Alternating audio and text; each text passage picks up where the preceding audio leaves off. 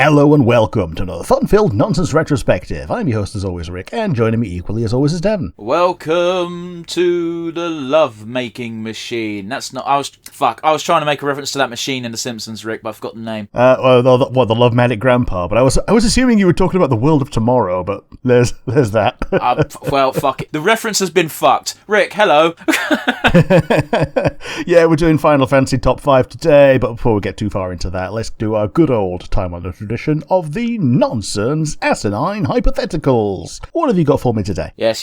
Well, today we're doing Top 5 Final Fantasy Waifus, so a question came into my head as if sent by the gods. Rick, you have to pick any main party member waifu, or someone who could be a waifu, that you would absolutely not sleep with under any circumstances. Of course, we're discounting party members that are clearly not, eligible, because, it's easy to say Aiko because she's literally a child. Yeah, do we ban Queener? I'm not counting Queener as a waifu. Yeah, I thought not. Oh boy.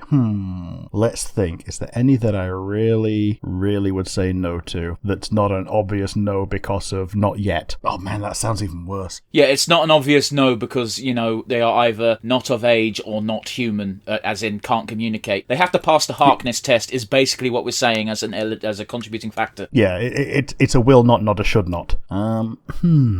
Let's think. So, and just to make things interesting, I specified party member because it would be also very easy to go, I'm not touching Brahi with my dick. Yes.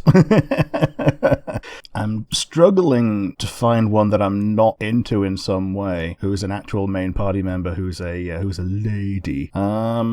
I know you normally discount the pre-existing relationships rule. I do. But I don't have to. And it's for that reason, and that reason alone, that I'm picking Rosa. Rosa is from 6? 4. 4. Rosa's from 4. She's the waifu white mage of Cecil, the main character in 4. Doesn't she die? And no, she stays alive. Who am I thinking of? It doesn't matter. You're thinking of pretty much every other character in 4. There's basically a rotating 5th party member slot until the end of the game. And they all fucking die. Similar in 2, but in 4 they come back at the end because it turns out they didn't die, they just left the party for different reasons. We talk so Palom and Porum. Who we talk about 2? So in Palom and Porum in 4 they turn to stone and then they get unpetrified just before the end. And in 2 when they all die they just go to the afterlife, which is great because the Emperor goes to both heaven and hell and you need a second party to kill him in a different afterlife again. Yeah, D&D rules, you can only be slain on your original plane. Yeah. But that's enough about me waffling after picking Rosa for a reason that you don't feel is valid. Who is going to be your do not want character? I don't want Selphie. Yeah, I thought about her and went, I could be brought around to that. She's basically Pinkie Pie. But that's the thing, though, is you had a thing about you couldn't fully commit to the romance with Sarah in Dragon Age Inquisition because she was too chipper. Not only that, but also the fact that the only eligible file that I had for Sarah was my Evil Bastard playthrough. Okay. And also Sarah was not into me for that. Right, fair enough. Anyway, yeah, I couldn't do it with Selphie. She's... I don't know, there's nothing inherently wrong with her. She just gives me that vibe of that character where, what are you going to talk about after? Trains, obviously. Well, it's one of those where, Jim Jeffries has this joke where he has a pop at millennials and he says, I'm sure you're fun to fuck, but the fuck are we going to talk about afterwards? You could be playing on your phone on Twitter. Selphie would play on her phone on Twitter during. Yeah, doom scrolling during. I mock a little bit. I'm not knocking anyone who may or may not like Selphie. And I'm not saying I never would. I'm saying if I had to get rid of one, that's the one I'm getting rid of. Yuffie's a close second place because, she's a pain in the ass. Yeah. But also she falls afoul of the should not rule. Okay. Advent Children, no, which is what I'm thinking of. Okay, fair enough. But yeah, I totally get what you're saying. But yes, do you have a question for me? My one, it's a bit of a Final Fantasy one, is what Final Fantasy party member would you remove from the game? And how does it affect the game, if at all? Interesting. I'd probably remove... Oh, I know who I'd remove. This one's easy. Varn from FF12. Wait till you hear mine. Is it going to be Pinello from FF12? It was Pinello. Yeah, it was Pinello. The two characters that both of us know enough behind-the-scenes knowledge of to know that they were put in because the game didn't test well with Japanese audiences. Yeah, basically, Varn and Pinello don't need to exist. They can both go. If either of them are your favourite, I'm sorry, but not that much. And the really fucking bothersome thing is, they are both fucking S-tier characters in every crossover game they're in. Yeah. It's annoying. Like, Varn, even in Dissidia Final Fantasy Opera Omnia, does everything that I want from, like, a rapid-fire elemental spellblade, apart from dual wielding, because that's what Bart's does. It's infuriating that they gave all the things that I like to a character who's just nothing. Yeah, man. Like, and for those of you who don't know, the Japanese in particular, or Japanese audience, I'll say, they have a thing where they like having a character in their game that is a complete blank slate because that's who they project onto. I'm not making shit up. That's the reason. And that's why Varn and Pinella were added. Because you could see it from the dialogue that Balthier was quite clearly the main character. Yes. He still refers to himself as such. Yeah, man. Like, in-game. Like, honestly, Varn and Pinella just kind of tag along after a certain point. Yeah. They're basically there to be a playable prologue before you get to Balthier and Fran in the heist bit. Yeah, man. I like you could make a solid case for any of the four other characters to be the main character. Like, Barsh's arc is fucking chef's kiss. Yeah, absolutely. But unfortunately, you got to play as fucking Varn. The only saving grace Varn has is very early on, he is the catalyst for one of Balthier's most badass moments before you realise, oh, Balthier's hot shit. Yeah. And he's also the voice of the I'm Captain Bosch von Ronsenburg. Yeah, that was Don't listen to Ondor's lies. yeah, those memes. But yes, the moment I'm talking about in particular is when you get thrown in the prison very early on, and Varn starts getting beaten the shit out of by a trio of Banga who are big, fat, muscly fucks, and Balthier just jumps in, and the first thing he goes is, "Are you alright, Varn?" before slugging one of them. Yeah. Which is what a good guy. Fucking cool. What a good guy. All I'm saying is, I'd let Balthier fuck me. But yes, today we're doing a top 5 waifu lists of Final Fantasy, waifus. Before we start, do you have any honourable mentions? I do, and I'm glad you asked, because my honourable mention was, honest to God's, my number 5. And then I sat down and I thought about it, and I was like, I can justify this until the cows come home. It's gonna be controversial if I actually put her on my top 5, so I'm just gonna not. And I wasn't gonna bring her up, but you brought up honourable mentions. So, of course, my honourable mention, and technically, when you think about it, really my number 5 is Alice from FF14. Yeah. Yes, she is getting older. No, she is not yet old enough. She's 16, so technically. Technically in Britain. And here's the problem, Rick. We've already hit the problem as to why I took her off my list. I had to say the word technically. Yeah, because the technicality has been long in the making. Okay, we've known her since she was younger than 16, for longer than she's not been 16 yet. And now she's finally 16. It just makes me icky just to say it in this way. But I'll put it this way, Rick. I wasn't interested in her at all until Shadowbringers, and then it's like, oh fuck, you're actually really cool. I like you. Yeah, she got her little age up and becomes more of a firebrand. And yeah. I think it's Shadowbringers where she gets like the most twin moments. Like, yeah, she throws shade at Alphino in Stormblood, but Shadowbringers is where it really kicks up. I think it's the end of Shadowbringers where we get her fucking yelling at Estinian. Yeah. I am not Alphino. And I'm like, oh man, I really like that scene. It amuses me to no end. Especially Estinian's face of just like, oh no, you're not, because Alphino would never dare shout at me. But yes, perfect way for him to defuse the situation. But yes, Obviously, you asked if I had an honorable mention. I'm going to assume that means you do as well. Yeah, I've got enough honorable mentions to fill a top 10 list. But the one that I'm really... she would be on the top 5 if I'd have played the game more than the opening, 3 hours. And it's Cindy from FF15. Oh, I have no knowledge of this character because I didn't touch this game at all. Yeah, so she's Sid's granddaughter or something in FF15, and she's the mechanic for your car. And whenever you come to a new gas station, she's there because she's expanding the business as you at the same rate as which you explore the universe. I mean, it's a pretty good fucking business model if you can manage it. It's just I'm always just that little bit ahead of you. Do you want to rest? Yeah.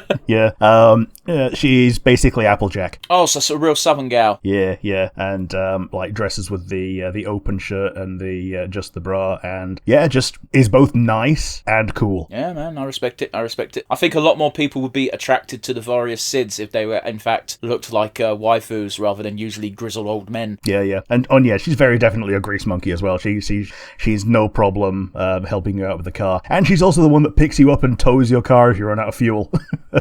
Fair enough. But yeah, after that, who's going to be, first of all, your number 5? My number 5 is going to be an interesting one because she's from a game I didn't bother to finish despite getting really far. I have, of course, picked Fang from Final Fantasy 13. Oh man, she's a good one. She is so fucking hot, and I don't mean just her character model. I think she's better looking than Lightning, and I will agree to disagree with anyone who swings on the other side of the fence. That's fine. But more importantly, she's got a fucking personality. Yeah, she's a little bit like a pre-Karlach. She's very protective of the party as a whole once she gets to know them, but she is immediately protective of Vanille pretty much the entire time you know her. Yeah, if it's basically once you see Vanille and you see Fang in the same room, Fang basically runs full force at Vanille. For an instant hug. Yeah, and I think I just have a thing for Dragoons. Yeah. I wouldn't say Estinian's my type, but I wouldn't say no. I'm not hearing a no. But I can't really go too in depth in Fang because again, I got very far in that game, but I didn't beat it. I always got the vibe that her connection with Vanille was a bit more romantic than platonic, but I don't know if that's correct. Oh, it's she's part of the "they must be great friends" gag in Difafu. Okay, sure. So they're lesbians without saying they're lesbians. It's like how in Xena and her quite obvious girlfriend always shared an in-room, but they never said why. Yeah. I think they even hold hands in the finale, which is about as far as Japan went back then. I mean, they're still fucking even now they're prudish. Let's not be real. Let's be real. Yeah. Like outside of straight up Yuri, yes. But yeah, she even says she would tear down the sky for Vanille in particular, as opposed to I'll protect you, the rest of you, to the end of the earth, but I'll tear down the sky for her. That's badass. She's very definitely in a lot of love. Yeah, and correct me if I'm wrong, because it's been a while since I've heard her speak. Has she not got one of the hottest Aussie accents ever? Yeah. So from an outsider looking in, she sounds more like an Aussie than Vanille, who is an actual Australian voice actress. Fuck off. Vanille doesn't sound that Australian at all. Fucking hell. Like, damn. Exactly. My mind is blown, Rick.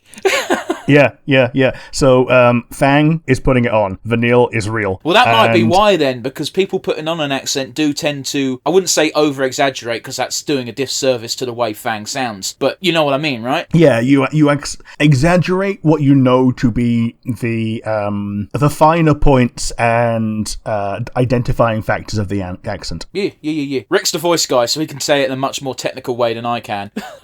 Yeah. Well, accents are just which consonants do you not pronounce and which vowels do you pronounce wrongly. Yeah, it's like, because where I'm from, if I'm not actively paying attention to the way I talk, I don't say T's. Yeah, it's quite often a thing in Yorkshire as well. We call it the glottal stop. Yeah, mostly with us, it's when it's a hard T, like water is usually water. Yeah. But anyway, I got took the piss out of that in college. Rick, who's your number 5? My number 5, you might be expecting to see her higher on the list, but it's Lulu. Wow, I'm genuinely amazed. Yeah, well, there was no denying she was going to be in your top 5 list. I am surprised she's number 5, Rick. I thought she'd be hovering high, at least a mid table. High ones. Yeah, like, if people know me, they probably expect Lulu to be high ones. Yeah, I don't know why I couldn't put her higher, but I think it's because I just prefer the other characters more. It's no shade on Lulu, but I couldn't leave her off the 5. I think I can help you with this one, Rick, because I think Lulu is a top 10, a fucking top contender for excellent design, physically speaking. Yes. Like, she's a hot goth mummy, quite literally in 10-2, and she's just so wooden or two-dimensional, much like everyone in FF10. Yeah, and that's the thing. A lot of people in FF10 just spend most of the game being miserable. Like, the exceptions, in as far as I'm concerned, are obviously Tidus, because he doesn't know anything. Riku, because she's Pinkie Pie. Yuna kind of grows out of being miserable the more that she falls in love, and Auron has always been miserable, but he's been miserable for different reasons. It's one of those funny things. You can just say Auron is bastard.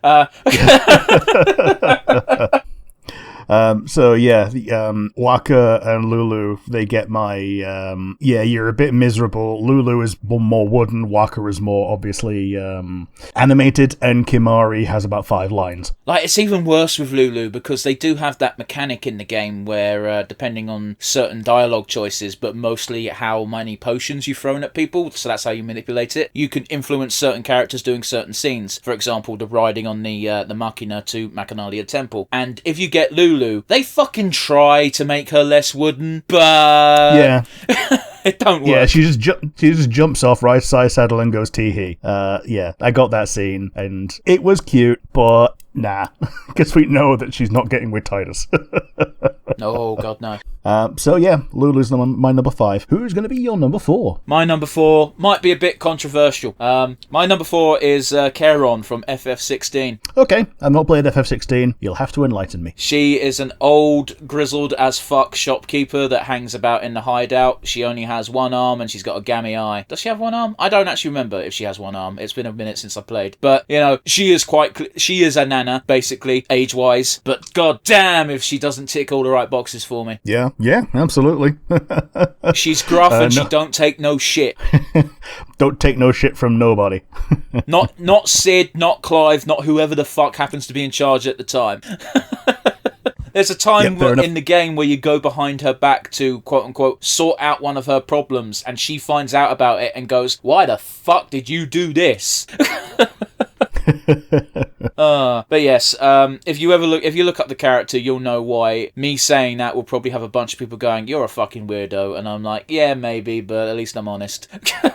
Yeah, fair enough. What about you, Rick? Who's your number 4? My number 4 is Quistis from FF8. Oh, you like the red-headed teacher with the whip. Pretty much. She's a bit more blonde than red-headed in my estimation, but still, she's the person who made me first realise is that someone who was a teacher could be good-looking, because until then, we hadn't had many teachers who could be considered as good-looking at school.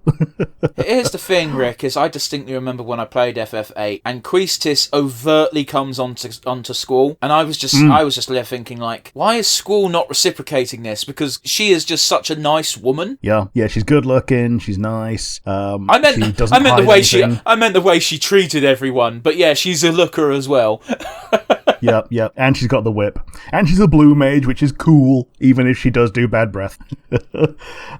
She's also the first waifu, as waifus are known, to turn me onto glasses. Oh, you're one of those weirdos, are you? Well, anything out of the ordinary is just a part of a character design, and she was the first person I found attractive who wore glasses. I only say that because of the old Bayonetta joke of the, I think you've heard the story before, but for those who haven't, the designer put glasses on Bayonetta because he thought they looked good on her, and everyone said, the main character can't have fucking glasses, to which he said, in which case you get no game. So the studio fucking buckled, and then he proceeded to give everyone in the game glasses. Yeah, that's a fun one. Number 3. Who's going to be your number 3? Rick, we return to FF10. Specifically FF10. It's Yuna. Yeah, okay. So you don't like her FF10-2 incarnation as much? I like her. I do. I really do. But it's only a top 5 list, so I'm specifying Yuna from FF10. Sure. I do like her in 10-2 a bit more, because, like, she's taking control and she's not having to just be a girl in a dress. But here's the thing. Specifically Yuna at the end of FF10. Like, after the Grand Summoning. Not the Grand Summoning. After kicking Yu Yevon's ass. Because... Yeah. I think it is literally just because I think she looks better with the long hair. True. Okay. And there's an element of sweetness about her still, because, like, she's still fundamentally the same sweet Yuna, but in FF10 Part 2, she's just, she's a bit jaded by the world, and I don't think anyone can blame her. True, but by the same token, she's jaded by the world and still managing to be upbeat about it. Like, she's channeling a little bit of Riku, but doesn't need to all the time because she's got the actual Riku still there. And she's now hired Pain to be the one to be the jaded one on her behalf. If that's your take, that's your take. I disagree, but that's not what today's podcast is about. Sure. But yeah, she's a good pick. I remember not being into her when I was a kid. And yeah, my taste may have changed now, but yeah. I do appreciate you say as a kid when this game came out when you were very definitely like a late teenager. Yeah. Well, until you're 18, you're still a kid. Okay, I'm just saying. I was a kid. This game came out when I was 10. Yeah. But yes, anyway, who is your number 3, Rick? Number 3, probably one you're also going to be shocked to see so far down the list, and because she's such an obvious number 1, is Tifa. I don't actually like Tifa that much. I appreciate that you like the big titties, but... Yeah. I mean, Tifa is Tifa-shaped, and even when she gets nerfed, she's still Tifa-shaped. You can tell that she's meant to be the most attractive one in the room, even if she's not trying. Especially if she's not trying. Because basically she just wears gym clothes, and people still go, oh shit, she's the one. Very few Final Fantasy characters can claim to have shut down Italian Parliament for 5 minutes. Yeah. But yeah, I like the old comparison of Tifa to Aerith because people like to point out that they show the 2 pictures of them even back when they were 2D, and it's like, which of these characters is down for some freaky shit and which one is the girl next door type? Because it ain't the ones you think. Yeah.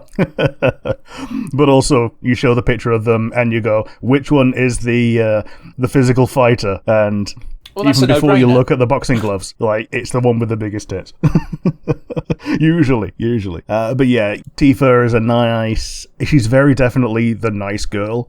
She's got the bar, she's got the business, until they drop a corner of the pie on where she used to live. And if you reciprocate her feelings towards the end of the game, she does a happy little jump in the original FF7, so that was cute, and that melted my heart. Well, she's had bad luck with homes, hasn't she? Because her childhood one got burnt down when Sephiroth went nuts, and the second one got, as you say, a fucking big old slab of metal dropped on it. Yeah, Shinra dropped the Shinra pie on it. Yeah, she's not had a very good time with things like that. And yet she soldiers on, as it were. Aha! But yeah. Tee-hee. Well, more like on soldier in that case. So yes, Tifa's my number 3. Who's going to be your number 2? My number 2 is one Ashalia Banagin Dalmasca. Queen Ash, Princess Ash, whatever you want to call her. Yeah, I think technically she's already a queen by the time you meet her, but people just call her princess anyway. She's not, because Vayne owns Vayne and the Empire own Rabanasta. Oh, okay. Is there like a coronation halfway through or something? I believe she's like a. I believe all of the rebels call her queen, but officially she's not. Right, okay. That's what I was thinking of them. It's been a minute since I played FF12, so I could be wrong. But yeah, I think I told you this before. I think it was in fact last June where I was like, my bi-awakening was the fact that I found both Larsa hot and Ash. Yeah.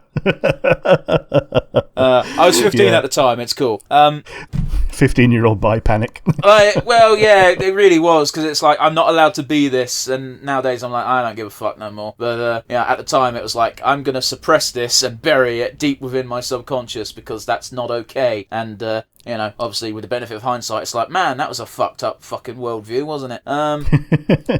Well, you know, yeah, a little bit. You are the product of your environment. Let's talk about Ash. Ash is just, again, another winner of character design. She's very reminiscent of Yuna's design in FF10-2. Yeah, the short haired, but with like some flowing aspects to the clothing. Yeah. Specifically her clothing choice, it almost looks like a 1-for-1. Like, there's obviously some slight alterations, specifically the fact that she's got visible armor, whereas Yuna's all clothes. Yeah, because her opening outfit is as an idol, essentially. Yeah. And yeah, she is a badass because she's in FF12, which means back when I originally played FF12, you became God Kings from space about halfway through the game. Yeah. And you could just focus all of your summons on one person if you really liked them the most. You shouldn't. No, not but true. You could. No, you couldn't. You can only have 3 summons per person. That was always a but limitation. you can summon the best ones. Oh, yeah, absolutely. Yeah.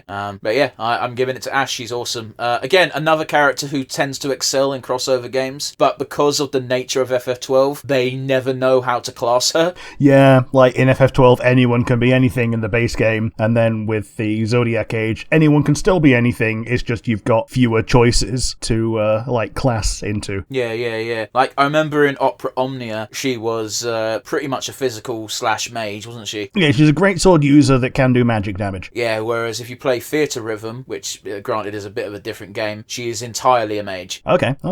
So, you know, it's interesting. I like her. She's got a great story arc, which is, to be fair, the bar's low, because, again, you got Varn and Pinello. Yeah. So here's the thing. I don't think there is actually a pure mage in Opera Omnia from 12, because anyone that can do magic does something else as well. In fact, I think they all pretty much do some magic and something else as well. I've got, wasn't Vanille magic / healing? Vanille's from 13. Not Vanille, Pinello. I get those names mixed up all the time, and I don't know why. Yeah, Pinello is, magic and healing. So that's as close to a pure mage as you get, except she also has a dagger. Okay, yeah, fair point. Here's the thing. I've always given her a class that gives her access to poles, which means I never associate her with daggers. Yeah, because, if you were going to have a dancer, it would probably be Pinello, which means that she's now a pole dancer. Rick, who's your number 2? Number 2, Terra. FF6, yeah? Yeah, FF6. She's the first character, the first playable character that you can play as, except that she's brainwashed for the segment in which you play as her. You get other playable characters very soon after, but yeah, Terra is essentially classed as being if not one of, the main characters of 6. Well, let's put it this way, Rick. Who represents 6 in Opera Omnia, the fighting game? It's Terra and Kefka. Yeah, Terra, Kefka. In the arcade one, you also get Locke. Yeah, to be fair, I've played a little bit of 6, and I know the very first segment you play as Terra, you're not even playing as Terra, you're playing as the Magitech, really. And Magitech squad, yeah. And you very quickly get to the actual gameplay, and that's when you meet Locke. And then what is he, Rick? What's his class? His class is the Treasure Hunter. Thank you. That's all I wanted to hear. That's one of my favourite gags, and it's not even that funny. Yeah, just insistent terminology. He's a treasure hunter. It's just like how archaeologists have to insist that they're archaeologists and not just grave robbers. That's a bit different. The difference between archaeology and grave robbing is time. Yeah, you're not wrong. But yeah, Terra, not only does she have a fantastic character design and is very caring and nurturing, she even opens up an orphanage. When Kefka makes the world go to shit, her first thought is, I'm gonna make sure kids are alright. So what you're telling me is she's Kiryu.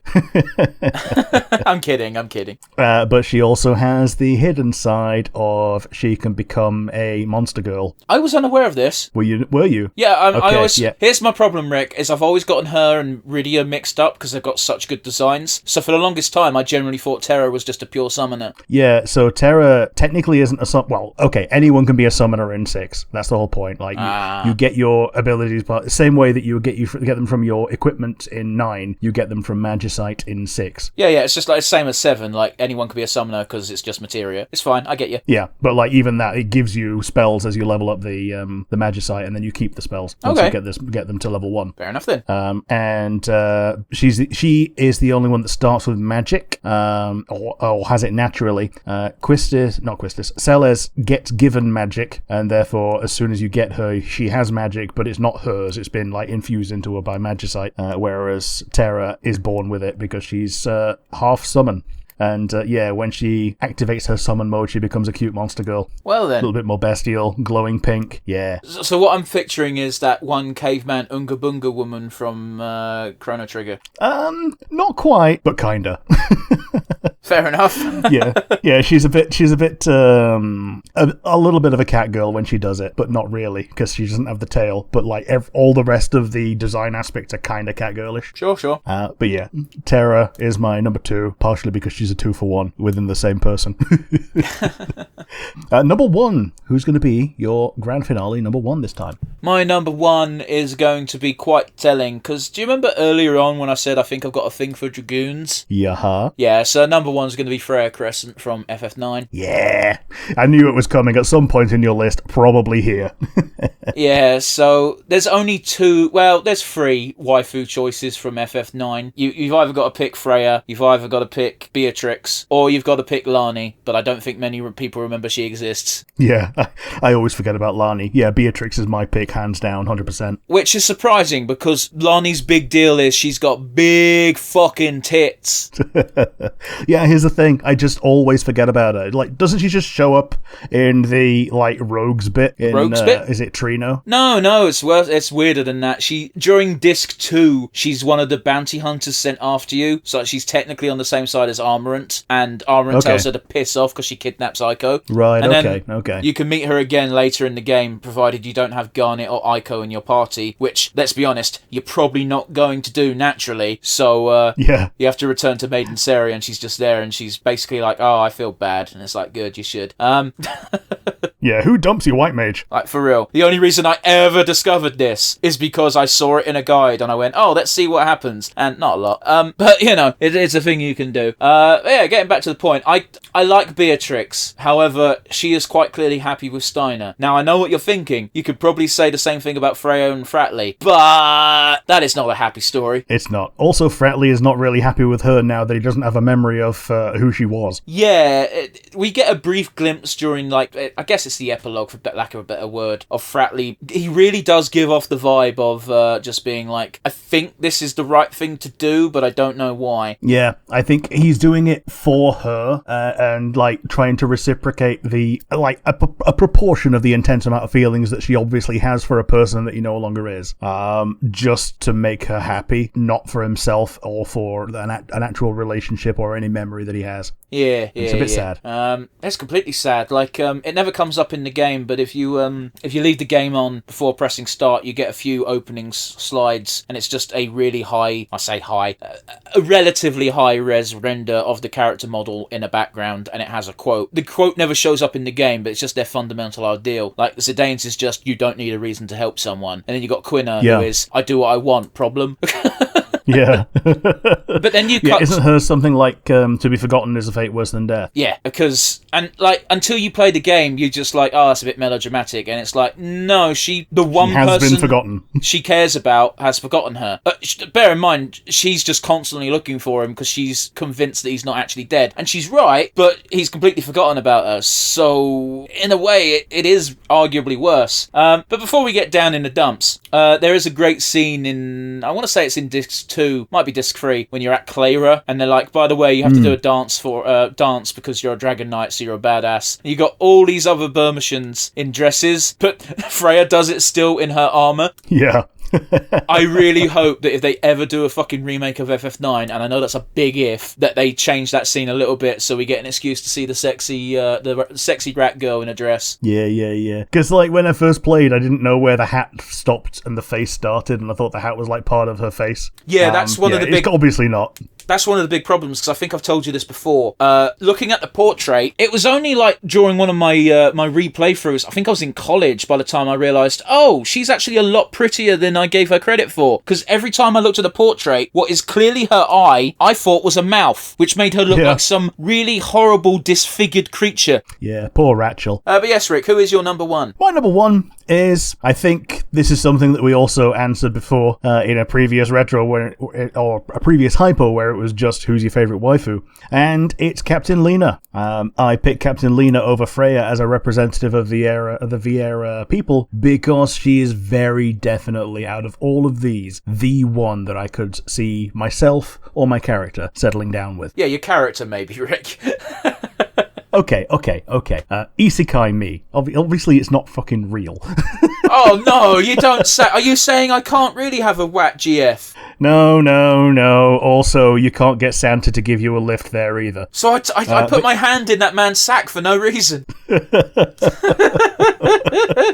I don't know, man. She seems very married to her job, but I get what you're saying. It's more realistic than Fran, given the fact that Fran is never leaving Balfir. Yeah. Also, the fact that even if you're fine with her being very career-focused, it's a pretty fucking cool place to live. A crystal tower. The crystal tower. Yeah, okay. I was going to say, yeah, by the end of Shadowbringers, you're correct. Yeah, okay, things go wrong in that zone, on the first and things like that, but, yeah, when everything is sorted out, it's a really chill place to live, and my heart melted when she has that smile with tears in her eyes, where she's, asking you to make sure that you tell, Graha that, everyone's gonna be okay. I think she gets more characterization in that bit in the little bits that we see her than Fran gets in the entirety of 12. I think you're wrong. Okay, and that includes going to the Viera village. But oh well, she's a real sweetheart. I kind of understand what you're saying, Rick, but I think just because Fran doesn't cry doesn't mean she doesn't show that much emotion. Oh yeah, it's not about just crying and things like that, but Fran is incredibly reticent. Yeah, but she has times where and I know she's quiet a lot, but she gives off a lot of emotion despite her lack of emoting. Yeah. Plus, she's doing that in a second language, whereas Lena is implied to be speaking the common tongue, as it were, as from birth. But yeah, she's very cute. She doesn't have to dress sexy for you to know that she's banging. And just that smile, that goddamn smile. You're allowed to have your opinions, Rick. I'm baffled that she made it to your number one spot, but I'm not going to fight you over it. Yeah, you're baffled that she beat Tifa and Lulu. And Queestis. Yeah. And even people on my honourable mentions list that I didn't bring up. But yes, that's about it for today. So our final wind down is usually, which one of mine did you like the best? It's really difficult because you threw out a lot of top class waifus. I think it is going to have to be Queestis because it took me... Lily made it onto my list. It was really... I really couldn't decide between her and Yuna. Yeah. It's a difficult choice sometimes. It's good that one went one way and one went the other. And it's also good that I don't think we had any overlap as well. We didn't, which is interesting. But then again, we both know that we have very different taste in aesthetics. Yeah. What about you? Who would you pick out of my 5? I'm going to go with Urba Yunfang. Yeah. I think she's often overlooked is something. Bear in mind, Lightning's had 3 fucking games, so there's a lot of stuff out there for her. Yeah, true. This is true. Lightning made it onto the rest of my list. How big of a list did you make before narrowing it down to 5, Rick? Yeah, so Cindy, Lightning, Freya, Fran, and Celes were my additional 5. I like how you're like, I'm not going to put Fran, I'm going to make a more obscure Viera as my pick. And I like how you definitely went, you were like, I'm going to say Freya, but I know Devon's going to have Freya, so I'll ignore her. Yeah. I knew she was going to be top 2 at least for you. Yeah. Man, a good guess, because again, it was a contest between her and Beatrix, but it's like, I like Beatrix's design, I like her character. I think Freya needs a cuddle. Yeah, Beatrix has got a freaking awesome theme as well, but hey. I mean, I agree with you. However, Freya's theme is better. Sure. And we don't really have a super pass on these because these are just waifus, and these are all top tier. Genetically perfect waifus created by a company who have a vested interest in creating genetically perfect waifus. Yeah, one day when we visit Japan, we'll break into the Square Enix labs and steal the formula for their genetically modified waifus for your enjoyment. Yep. So, I think that's about it for today. If you liked the video, you've got the comment section down below on YouTube. And if you're listening via one of the many audio platforms, you can instead send an email to nonsensereviewuk@gmail.com. And it's been great having you. As always, if you made it this far, you are our favourite people. It's going to be a goodbye from me. Yep, see you next week, guys, for who knows what. Ta-ra!